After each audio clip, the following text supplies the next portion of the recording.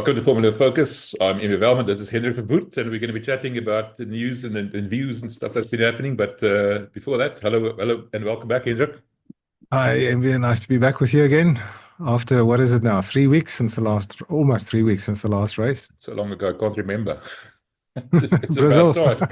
And now it's going to be this awkward time of the day or the week, in the middle of the night. And anyway, it doesn't matter. After these next 3 races, we're going to be all upset because it's going to be in March next year. So let's rather not complain about it. I don't care what time of the night is. I'll make a plan and I'll watch it.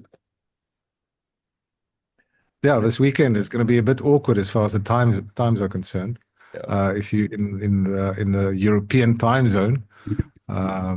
That is because Las Vegas is basically 10 hours behind us.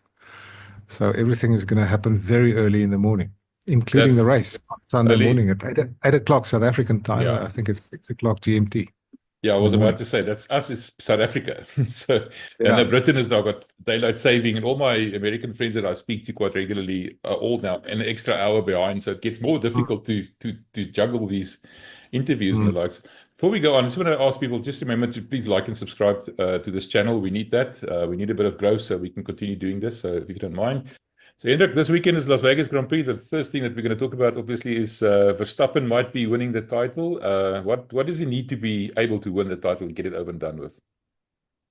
I think the easiest way for him is just to beat Lando Norris. That's the simplest way. He's leading by 62 points. The key is really, as I think I tried to explain last time, what is going to be the points difference between the two of them after Las Vegas.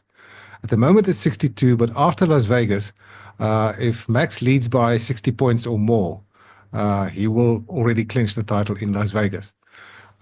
So basically, it's gonna boil down to Verstappen beating Norris by 2 points. It doesn't matter where where down the top 10 they each finish. As long as Verstappen has 2 points more than Norris, he will have the title one race earlier than last year. Quite amazing. Having said that, he won the title in Qatar last year, but of course last year Qatar wasn't quite the second last race of the season, so I'm a little bit confused between the two of them. Yeah. He did win it in Qatar last year, but that was, I think, 5 races before the end of the season. Yeah, we'll talk about some races being juggled next year just now, but I want to talk about the Constructors' Championship. McLaren is 36 points ahead of Ferrari. Ferrari is quite strong here towards the end. McLaren seems to be doing all it can to basically throw the title chase away. Making stupid decisions reminds me a bit of Ferrari last year. Strategy Ferrari seems to be getting a bit better on that side. What are you expecting from the Constructors' Championship? Well, it's going to be tight. It's not going to be decided this weekend. There's still a lot of points available, more than 100 points available for the last 3 races. So, it can't be decided this weekend. And it's a tight battle. I think Lando Norris made a good point sometime last week, or it was quoted last week. We said that Red Bull can now afford to take chances because they're not leading anymore. They don't have to defend anymore. They're now third in the championship.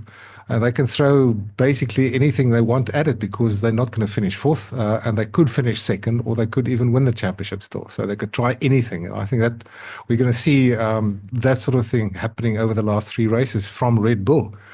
Try a different setup, try different strategies, get as many points as possible. Of course, that will also depend on how Sergio Perez does. He's not been contributing virtually at all to their standing, to their points tally in the Constructors' Championship. If he finds the kind of form that he showed last year, if you look back at last year's Las Vegas Grand Prix, Perez had one of the best races of his career. He finished, I think he started 11th because he had a bad qualifying, and then there was an accident on the first or second lap, and then he had to change his nose, so he dropped, not his nose, the car's nose, to the right at the back, and he eventually battled his way into the lead. He led the race last year on merit, not because of pit stops. But he led it as the pit stops worked out. There were 1 or 2 safety cars, if I recall. But Perez then had a huge battle for the lead between him and Charles Leclerc. And then Max Verstappen came through, and Verstappen took the lead and pulled away slightly. And then a battle for second between Perez and Leclerc, which was resolved at the line. There was a fraction of a second between the two of them as Leclerc crossed the line in second ahead of Perez. So if he finds that kind of form again, And we know that he's been very good. His whole career has basically been built on his ability to look after the tires, and that is a big factor this weekend. How the cars are going to deal with the low temperatures, the low ambient temperature, and the low circuit temperature. Circuit surface temperature, temperature, in other words, and how they're going to deal with that in terms of their tire performance. So if Perez, again, we're talking about what Red Bull can do. If Perez comes to the party, they can certainly, at least move back into second position this weekend, and maybe build on that for the remaining two races, and possibly even challenge for the lead. That's from a Red Bull's point of view. McLaren obviously just needs to, not make silly mistakes strategically or with the drivers in the race themselves, in order to not only maintain that lead that they have over Ferrari at the moment, but to try and extend that. And Ferrari is coming in looking at actually trying to clinch the championship over the last three races. So, they need both their drivers to be in the picture as well. Last year, of course, Carlos Sainz was the unfortunate recipient of a manhole cover in practice, and that damaged his car, and he had to take an engine change, so he had to start from the back. So he really wasn't any factor in the race last year, where Leclerc was fighting for the win. So this year, Ferrari needs both of them up there. And they as a team are looking forward to this. They reckon that this race is going to be one of their strongest in the last three races. Maybe not Qatar, but this one and possibly Abu Dhabi would be very strong for Ferrari. That's fascinating, actually. It's not usual, I think, for fans to be interested in the Constructors' Championship. Yeah. And with the decades that I've followed this sport, we never really, as fans, cared about who wins the Constructors' Championship, because we want to know who's the Drivers' Champion, and that's what we follow. But it is now, fascinating, really, to see what's going on in the Drivers' Championship, in the Constructors' Championship. Mainly, I think, possibly because over the last few years we've become used to one man winning most of the races every season. So the Drivers' Championship wasn't that much of an unknown over the last few years. And therefore maybe the battle for the Constructors' Championship. And I think also maybe, I think we are more aware of the value of where a constructor finishes in the Constructors' Championship in terms of the prize money that they get. So we know it's pretty important, that position. So all of those things, I think, are leading, I think, to go to what is going to be a very, very interesting and exciting Las Vegas Grand Prix this weekend. Yeah, we remember last year, we all thought, because, it's going to be late at night, it's going to be cold, like you mentioned, it's November in North America. It's a street circuit, it's first time race there, and at the end it turned out to be quite an exciting race. It was a ding-dong battle, that long straight, especially. They reached incredible speeds there. I look forward to it, all the glitz and glamour. Remember at the end of the ceremony where they got in the car and they had to drive somewhere else, and it's all, typical Las Vegas glitz and glamour. I liked it. I look forward to this one. Yeah, no, I've got to say it. I'm, looking forward to seeing what the Dome brings up for us this weekend as well. Yeah, that is always fascinating.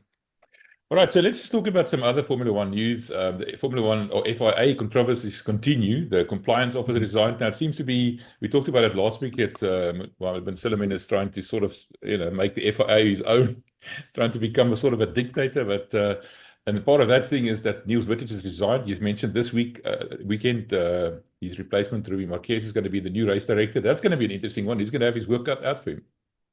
Well, I think that is the other big thing for this weekend, specifically as if we look at what's going to happen on track. We've got a race director, as you correctly mentioned, Marquez from Portugal, who had to take over on very short notice, on a week's notice, from the loss that we saw last week, and still no more definitive information really about why Wittich was in fact fired. He told the BBC that he was fired. No reasons have been given so far, and it's very strange to me that the FIA didn't elaborate more, or even come up with a reaction to his denial that he had just stepped down. Originally, the FIA in their statement said he would step down with immediate effect. That's as far as they went. No reasons given. He then came back and gave a few interviews to a few outlets and said, I'm not just stepping down, I was fired. And the FIA has not responded to that yet, either to deny it or to give reasons why they let him go. And it's still not clear. So all one can conclude really is that there must have been a personality clash behind the scenes between, and it could not be anybody else but the president and Vittich. And we've spoken about this, the number of people that have left, I think 5 or 6 or even 7 people that have now left since in the last year or 18 months of the presidency of Ben Sulayem. That doesn't reflect well on the president as a person, as on his leadership and his leadership style, and on the FIA as a body. Again, I can't claim that I'm close enough to give you any more, detailed explanation for that, or even to do, an analysis of the leadership style, the personality of the president. I'm certainly not close enough to do that, but I think one can make those conclusions. So what is going to happen this weekend is we're going to have this poor man who has been thrown into the deep end after a week's notice. He's used to Formula 2 and Formula 3 race direction. Now he's going to handle Formula 1 in arguably one of the most difficult situations that there can be. We saw what happened last year. We mentioned it earlier with a loose manual cover, the late night and decisions that have to be made are normally very much more difficult on a street circuit. The likelihood during the race and even in practice sessions and qualifying of red flags, of obviously of incidents and crashes and stuff like that.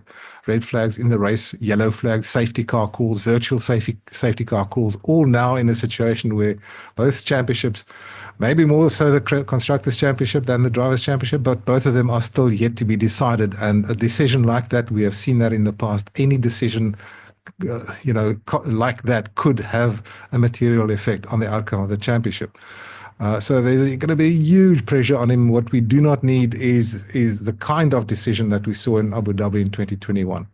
Where because of pressures, because of external pressures like schedules and television contracts and stuff like that, that the decision decision is made purely based on that and not on what the regulations say. We certainly don't need that this weekend. We don't need that kind of controversy. I'm holding every thumb and big toe that I can that we don't see that. But, there's a possibility. And the poor man, I certainly don't want to be in his shoes this weekend. Joe Sayward said he knew he was going to get fired about 2 weeks before it was announced. And that probably meant that had something to do with Austin. And remember, Austin was the Max Verstappen Lando Norris incident. So that's just what, I didn't read any more of that. That seems to be I think that's a bit of a stretch. I know of Joe Sayward. I've met him a few times, and I've got a huge respect for him and his inside knowledge. But a race director doesn't just get fired for one incident, unless there's much more behind the scenes going on. And that was, a controversial incident, basically from the Red Bull point of view. Why did that take so long to throw the red flag? It turned out afterwards, if you really looked at it, that it wouldn't really have made any difference. So, I don't think that incident alone could have had, it could have maybe contributed, but that would have been a small contribution on, for a much larger reason. So, again, we are speculating at this point. Yeah, sure we are. All right, other news. Miami will now be followed by the Canadian Grand Prix. It's been moved a bit earlier, so I don't have to crisscross the Atlantic Ocean, all to do with the net zero carbon emissions and the likes. It's not that much earlier, so it won't have that much of an effect in terms of weather and the likes. Am I right? Yeah, but it makes a lot of sense, because for many years now we've had the situation where you go to a few European races after wherever the season started, then you go to a few European races up to the Monaco Grand Prix. Then you hop over the pond to the Canadian Grand Prix, Montreal, and then you come back again for a number of other events in Europe before the calendar changes to the North Americas, for instance. So from 2026 onwards, basically what's going to happen is that Canada is going to come, shortly after the Miami Grand Prix, relatively early in May. Or somewhere around the middle of May. So you'll have Miami. Or first you'll have the Australasian races. And we haven't had a full calendar, obviously, for 2026 yet. That's not been settled. But the plan is, after the announcement last week that Monaco would move out for another 2 weeks, I think, and now Canada coming to basically take that spot. So what we're going to have is the early Australasian leg. Then we're going to go to Miami and then Canada. And then we're going to come back to have all the European races one after another before we go back to the North America, or North and South America, and then back again to the Middle East. So it makes a lot of sense logistically. It really does. Whether you agree with zero carbon or not, it makes a lot of sense logistically, just for all the travel and the fatigue that goes with it, and the effect that sort of fatigue has on everybody involved in Formula One, the guys who travel, not us who sit who sit at home and watch it, but the people directly involved in the sport. It's a huge undertaking, and you have 24 races, so you want to try and combine races in a geographical area as far as you possibly can in order to minimize that kind of situation. Well, we saw, important this kind of, logistics are, like you just mentioned, with Williams losing both cars in the Brazilian Grand Prix. There were a lot of false rumors that Williams might not even be on the grid in Las Vegas, because they couldn't maybe get the cars ready and the like. So I know there's a bit of a time delay, but the point is, let's say something happens in Miami and you have to ship stuff up and down and everything else. It might delay it might have an impact on your race readiness. And we know that a small team like Williams might suffer with that. Oh yeah, absolutely. That is another factor. It's not an overriding factor, but it certainly is a contributing factor. It makes things a little bit more easy for those guys who have to, arrange the shipping of parts and extra body work and stuff like that, to arrange the shipping. It just makes a lot more sense. And I'm glad that Formula One has now finally moved into that, that mode, so to speak, to make it logistically more logical. It is not just a European championship anymore like it used to be in the beginning. It is a world championship, although we don't have an event in Africa yet again. That will probably happen, which is a discussion for another day. But even if Africa comes in, whether it's South Africa or Rwanda or Morocco or whoever, that will be in the European time zone. So it'll make a lot of sense to bring Africa in. As far as that that is concerned, Africa could then fall in the European zone for the calendar. And I think if there's a way that they can do it, they should certainly try and do it that way. You mentioned Monaco moving out, and then also they've extended their contract now to 2031. There was a bit of a question mark whether they'll continue or not, but now it's been signed up to 2031. We'll have a Monaco Grand Prix every year. Yeah, and I think what is also important is that Monaco is now, these days, they are actually paying for the event. For up to a couple of years ago, they never paid for it because of the stature of the Monaco race. As the jewel, crowning the jewel of Formula One. It's not the only jewel in the crown anymore. So if they want to be part of it, that Formula One, FOM, Formula One Management or Liberty, have been very clear. If Monaco wants to stay, then they've got to pay for it, and they are now going to pay for it. And they've extended, as you say, their contract until 2031, which is a long-term contract. And I think that sort of sends a message that Formula One can dictate to Monaco that their place is not a holy place in terms of the calendar, and that if you want to be on the calendar, you've got to pay for it. And that sort of ties into my whole argument about a South African Grand Prix. We don't have to go that into anymore. Again, but it means that if you want to be on the calendar, you have got to pay for it. There's no special dispensation for Monaco, and why should there be?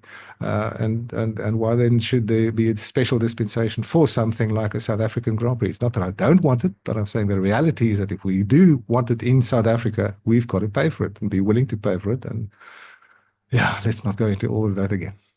You mentioned Liberty. We just heard that Greg Maffei, the CEO of Liberty, is going to be stepping down at the end of the year. Who's going to be replacing him? Any idea?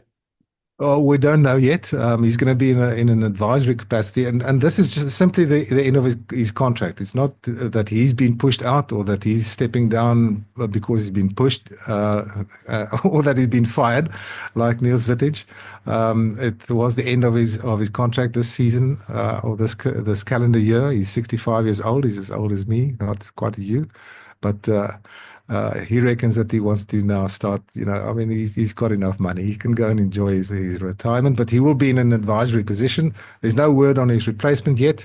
John Malone, I think, is the big boss, the owner, the ultimate boss at Liberty Media. He's probably going to take over until they've headhunted somebody. It's not going to be Stefano Domenicali, I think. But well, I've no reason to say no. It could well be. But there could be a little bit of a softening attitude towards the Andretti effort, with Greg Maffei being the man who was very clear that he does not want Andretti in Formula One. And he said so. He told Mario that as long as he can, he will not allow Michael to come into Formula One. Now, if Maffei is gone at the end of the season, somebody else takes over, there could be a bit of a softening. I'm speculating, I'm not saying, but I'm speculating there could be a little bit of a softening of an attitude there. Although if they want to get Andretti in 2026, it's getting very late for that now. So I'm not even sure that it's going to be possible. But anyway, so that's also a different discussion. Yeah, so Greg Maffei is going to be out, and no indication yet of who's going to replace him. The other news is that we've been saying it for a while now, that Alpine is being ready for a sale. They're closing down the engine department. They cut a few hundred jobs from the company.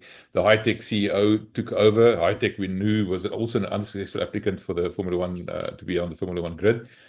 Seems to be some plans in the making to maybe reverse sort of Alpine into the High-Tech operation anyway. So High-Tech might, after all, be on the grid even before Andretti. Yeah, but I mean, if that's the case, as I said before, that's not replacing, or that's simply replacing one. That's not an addition to the current grid. So if Alpine becomes High-Tech, it's still still 10 teams. I want to see 10, 11. I want to see 12. I even want to see 13 teams like we used to have, 26 cars on the grid. That's what I think we should have in Formula One. Right, yeah. You mentioned Stefano Domenicali just briefly. There were a lot of rumors that he might be moving to MotoGP, and that was sort of put to rights now. He's going to be in charge of MotoGP simply because it's a division of Formula One. That seems to be what the structure is going to be looking like. So I think he's quite a good guy. He's probably going to drag MotoGP into the 21st century kicking and screaming. Well, yes. I mean, he has a very good foundation. He's experienced in Formula One for the last few years as the CEO. As you say, he's obviously going to have the same kind of role with MotoGP coming in as part of the Liberty group. That process still is not over, however. That has still got to be given permission or the go-ahead by the European competition authorities, although that seems to be a given. And I think our colleague Dirk would probably know more about this than me, but it seems that Espeleta from Dorna might be on the way out as well. I think that's where the rumors started to come that Domenicali would take over his role. Well, Domenicali will basically still, be CEO of Formula One and probably, handle the same kind of duties as far as MotoGP is concerned. But I think in the end, they're probably going to get somebody else to replace Espeleta when he leaves. So, that's as much as I think we know at this point. Domenicali is not leaving his position as CEO of Formula One. That's what we know. I have often said on this podcast that if some rumors get denied, it sometimes turns out to be true. Who knows? We could be wrong on this one too. Well, let's talk about some drivers and vehicle news. Firstly, Sauber and Alpine have got special liveries. Sauber has got some weird green thing. That car just doesn't look good. It still doesn't look fast. Don't like it. But Alpine's going back to pink for the last 3 races, and that actually doesn't look too bad at all. At least it looks like they slimmed the car down enough now to put a proper paint job on it. Yes. Yeah, I mean, I think anything that makes a car stand out is good, whether it's pink or green Under or the whatever. lights. Yes. Yeah, obviously they've got money to do the paint job on it, and let's hope there's not a lot of damage that they have to repaint a lot of spares after this. But look, I mean, I said last week that we're going to see a lot of special liveries for Las Vegas. Alpine is maybe the exception that is going to be for the last 3 races. But they've often changed their color scheme in the PWT era. Sometimes more dominant blue, some more dominant pink. So, that's nothing out of the ordinary for them. I've also heard something that Williams might run a special livery for Las Vegas this weekend. I think they're keeping that yellow patch on the engine cover, which was supposed to be just the one off for Brazil. And I've already mentioned, I think last week, that Ferrari's got a special tie-up with NGM for that movie. That movie. I can't Yes, that remember movie, either. that one, That one, the yeah. second one of the two, Gladiator 2. There we go. Gladiator 2. So Ferrari's going to run special, sponsorship of that. And I'm pretty sure that a number of other teams are also, we're only at, where are we now, a few days before the weekend. So I'm pretty sure we're going to see some more Las Vegas special liveries being unveiled. You know what? I wish, for all I really hope, and I really wish that Williams would, get back to the front of the grid, and James Vowles doing so much, going to so much trouble and working so hard. But man, can they not just hire a proper livery designer? The typical Williams colors was that yellow from the Camel days and the blue and the likes, and they just sort of put this yellow blob on there. I actually thought it was Visflow firstly, and then I realized no, it's not. It's actually the color scheme of the car. It's like a slapdash afterthought thing, don't you think? I think as far as they are concerned, the color scheme is probably very low on the priority scale. Sure. But I mean, you still have to look professional, and Well, there's so yeah, much look, heritage there you can actually tap into now.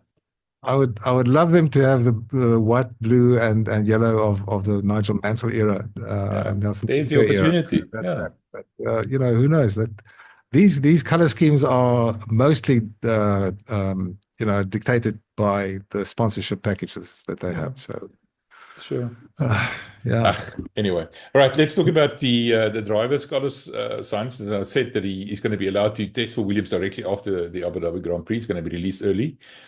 And I felt sorry when we had an interview where he said, listen, he couldn't understand why he couldn't get a seat in a proper first-rate team or first-tier team, whatever you want to call it. And he was quite adamant that he wouldn't have had a problem with Max if he had to go to Red Bull. He said that Max was 16 and he was 19 when they last raced together. It was different environment, different circumstances. They are both matured and grown up. Max is probably going to win his 4th world title now. He's quite, he's excited to go to Williams, but that sort of lip service, don't you think? It looks like, it feels a bit hard done by.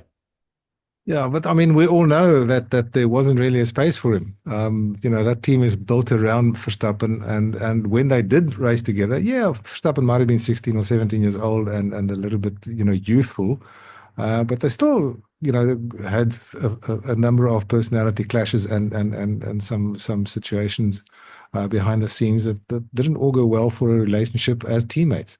I don't think that will change at all. I don't think Carlos Sainz, would have been dealt with differently by Max Verstappen. If not, you would have had a harder time because of Verstappen's, next year probably 4-time world championship status, world champion status. Having said that, I think of all the and Sainz wasn't really a possibility, but of everybody being mentioned over the last few weeks as a possible replacement for Sergio Perez, Sainz would probably be the one that would be least affected being a teammate of Verstappen. It's not going to happen, and we know it's not going to happen. But I have my very serious doubts about the wisdom of putting Colapinto in there, for instance, or even somebody like Liam Lawson. Next to Verstappen, if that happens and they replace Sergio Perez with one of those guys, or even I think one or two of the current Formula 2 drivers have been mentioned or saying that they're ready. I've said that on many occasions on this platform that Max Verstappen does your head in as a teammate. That's what he did with Perez, who was an experienced racing driver, a proven race winner. He did his head in completely. And he will make mincemeat out of somebody like Colapinto or even Liam Lawson, who are so early in their Formula 1 careers. To put one of them next to Verstappen, it would just destroy them as far as I'm concerned. They will be mentally completely, I think, destroyed by Max Verstappen and the whole team and the Verstappen machinery behind the scenes. So whoever they put in there, if they don't retain Sergio, which I don't think they will, whoever they're going to put in there has got to think about it very carefully in terms of his long-term survival in Formula One, because he can be crushed like a bug very, very early in his career. Yeah, we remember even the talented driver like Alex Albon didn't shape up Yeah, against Max Verstappen. Daniel Kvyat didn't shape up against Daniel Ricciardo, struggled against him. He probably stood up the best of all of them. But anyway, he's no longer there. I honestly think that's the last seat that's still available. I honestly think that Perez is going to be gone. Like you said, I think Leon yeah, Lawson is going to move to Red Bull, because Tsunoda's going to move to Aston Martin, I think, in 2026, like we mentioned, when Aston Martin goes to Honda engines. And I think Colapinto is probably going to be drafted into VCARB. See how it does. Like a sort of a Nick de Vries kind of situation. Similar thing, de Vries did well in the Williams for one race. Colapinto's been doing well for a couple, but now he's been shown up in a couple of instances where you can see his inexperience shining through. Made a couple of mistakes here or there. The sort of rookie glamour is now it's been rubbed off a bit. So yeah, and I know Christian Horner has been talking to James Vowles and the likes from what we think we know, and I think that's my prediction. yeah. Tsunoda and Colapinto in RB, and then Lawson with Verstappen. I've noticed with Lawson, he does seem to have a bit of an edge to him. He's a hard-nosed little Oh driver yeah, I that he mean, doesn't take any prisoners from all of them. I he's a think New he's probably Zealander. He's a New Zealander. I mean, yeah, those guys tough don't. guy. One thing's back of people like Bruce McLaren and Yeah. even Denny Hullen. Those guys, they certainly didn't take any nonsense. When you come from that far geographically, and you have to, displace yourself to go to race in Europe, you've got to be fairly strong. That's why many of the South American drivers who go to Europe to go and race are also very strong, mentally very strong, because it's a complete change. It's a complete different environment, and you are very young. In many cases, you're still a very young teenager. So to be able to do that, you've got to be mentally pretty strong, and that is what you have to be in Formula One. You've got to be mentally very, very strong. So I'm not surprised at that, and I like that. I like these guys who have, Piastri, Ricardo. Think about them. Mark Webber. All those guys. Even Jack Brabham. If you think back Alan a few years, Jones. Mm. Alan Jones. These guys all had the attitude, the Aussie and the New Zealand attitude. And I love that in them. Mm. I hate it in their cricket team when we play them. Yeah, or And rugby for that matter. I hate it Yeah. when we play them in rugby, but I love it in any other sport. Yeah. The Aussies and the New Zealanders, they have the attitude. They don't take any nonsense, and I love that. That's what I want to see in a Formula One driver. Just the last thing, there's sort of rumors of a little bit of a rift between George Russell and Toto Wolff, but maybe, Max still ending up at Mercedes at some stage, and I don't know how much, weight you could put on that, but there Yeah. definitely seems to be some cracks developing there. It's very difficult if you're not inside the team to know, and one has to sort of take what people who are closer to them say or write about it. I haven't seen much about that. I won't be surprised because the team hasn't been doing well in the last few years, with a few exceptions. And let's not forget that George Russell has lost a victory because of the team, of technical reasons in Belgium this year. Those sort of things rankle, I think. They rankle a bit. You won't be human if they don't. But if whether it's a serious drift, I don't think so. The whole situation with Lewis Hamilton, I think the team is a little bit destabilized because of that. They're not pulling in the same direction they used to, because the fact is that Lewis is not being allowed to be as involved, in everything, probably the last 6 months or so. All those sort of things will have a bit of a destabilizing effect in a team that is used to everything basically going their own way. So yeah, I wouldn't. There probably might be some cracks, but I think in any team you find that there's never 100% harmony in any team, whether it's a Formula One team or a rugby team or any other team. You can't have that. We are humans. Interesting. A lot of discussion about whether Hamilton has lost a yard or two. That's the metric they use. He's got a bit slower, and he seems to have been disengaged. Like you just mentioned, he wasn't involved in anything anymore, and he's sort of just going through the motions and finishing. And we mentioned Carlos Sainz being allowed to test for Williams. Hamilton's not going to do that for Ferrari. He has to go through the whole saying goodbye to everybody after so many years and the likes. Do you Well, think there's Hamilton has still got basically it or not? Well, yeah, I do. I do. I don't think, he's not even as old as Fernando Alonso yet, and I do think that the two of them are probably on the same level in terms of their abilities, and their mental abilities and their driving abilities. So he's not, he's got a few years still to go. I think Hamilton, when he finds a new challenge at Ferrari and a new environment, I think he's going to be rejuvenated.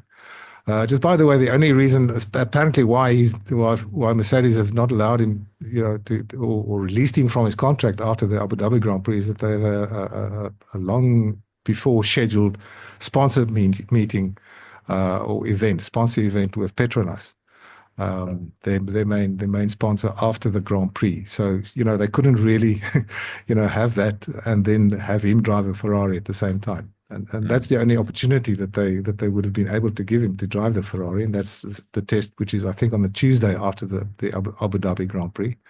Whereas Ferrari have had no problem to release Sainz from his contract because they didn't have any similar kind of commitments after that, and that's why they released him so that he could drive on the Tuesday after the Grand Prix.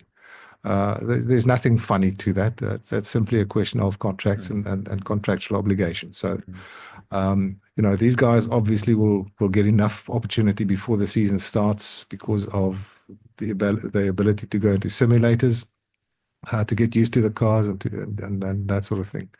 I think the only drawback that somebody like Hamilton might have is that he's not as involved in the in the development of next year's car as he probably would have been, having been part of the team.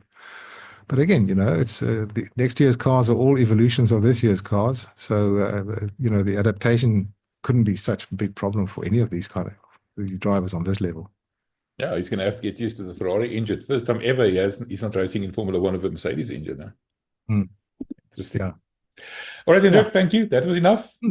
Lots to Okay. talk about. Next week we'll know, if Max is champion or not. We'll have a clearer understanding. Lots of questions will be answered. Yes, right. Definitely next Hopefully week. no controversy, please. Well, then we've got nothing to talk about. But just a normal, exciting race where, they just pass each other. There's opportunities and the likes, and hopefully no manhole covers go flying this year. We'll see.